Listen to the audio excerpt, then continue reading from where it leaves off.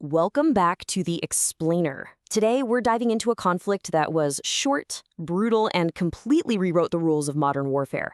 Operation Sindoor. Imagine this. It's the night of May 7th, 2025.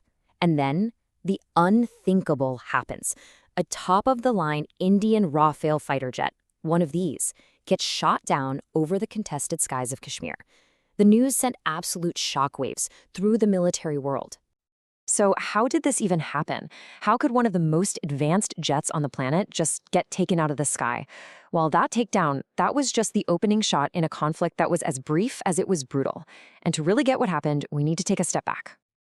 All right, so to really grasp the gravity of that moment, you have to understand the history here. We're talking about a region that's basically been a nuclear tinderbox for decades, shaped by an intense and long-running rivalry.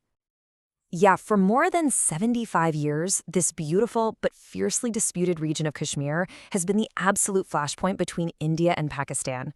It's really the core of their hostile relationship. And that history is just packed with conflict.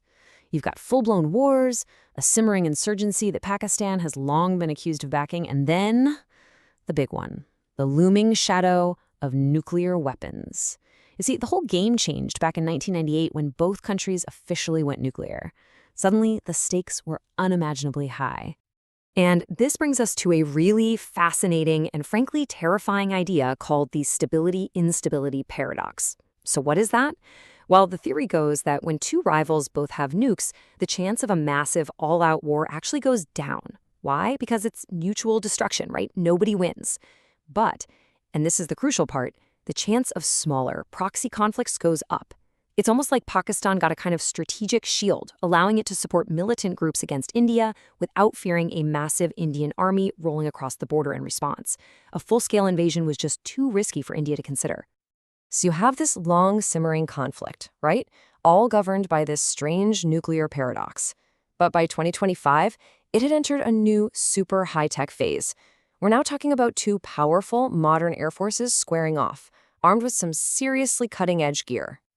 On one side, you've got the Indian Air Force with their premier fighter, the French-made Rafale, and on the other, the Pakistan Air Force with their advanced Chinese jets like the JF-17. I mean, these are the absolute best planes each country has, the tip of the spear. And it wasn't just about the planes themselves. Look at this. It really shows you just how evenly matched they were. It's about what the planes are carrying. Both sides had these incredibly sophisticated long-range air-to-air missiles. India had the European Meteor, Pakistan had the Chinese PL-15. Now, these things are what we call active radar guided. What that means is they have their own little radar in the nose, so once they're fired, they can hunt a target all by themselves from hundreds of kilometers away. The pilots can't even see each other at that distance. It's all happening way beyond the visual range. Okay, so the stage is set. We have the history, the nuclear paradox, and these high-tech, evenly matched air forces. Now let's jump back to May 2025 and watch how this whole thing played out. It was a fast and furious fight, and it happened in three very distinct phases. First, Pakistan lands a massive blow with a successful ambush. That's when they take down that Rafale. Then India's defenses kick in, this impenetrable shield that nobody saw coming. And finally, India goes on the offensive with a devastating blitz that completely turns the tables. It's an incredible story of reversal.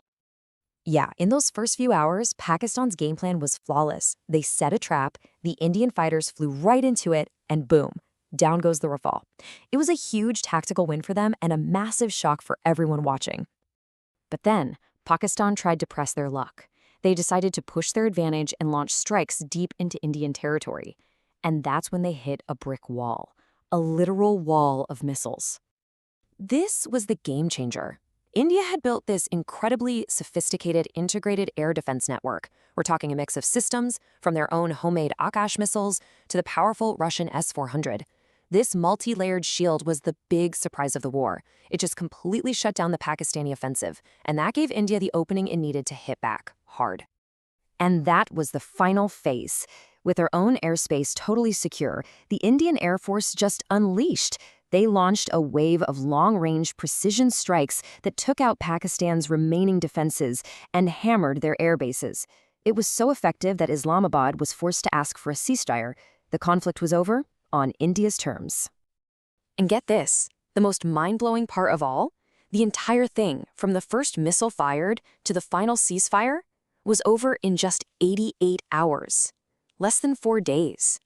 An entire high-tech air war, done and dusted. So, okay, India won. But the really fascinating part of this story isn't just about who won or lost. It's about how this incredibly short, violent clash completely reshaped the rules of engagement for the whole region. You know, military planners around the world were taking notes. This 88-hour war was like a masterclass in modern air combat. It showed that you need both a long-range punch and a rock-solid defense. It proved that it's not just about having the best jets anymore. It's a complex system, a network of jets, drones, missiles, and command and control. The fight for information is just as critical as the physical dogfight. But out of all those lessons, one stands out above all the rest. And it's a huge shift in Indian military thinking. The old playbook, they tore it up. The new rule is simple. If a proxy group attacks India, India won't just go after the proxy group.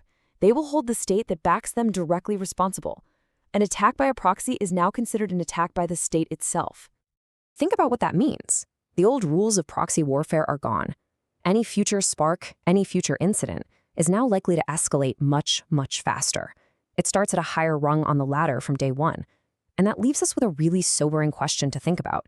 In one of the most dangerous, nuclear-armed corners of the world, what does the next conflict look like?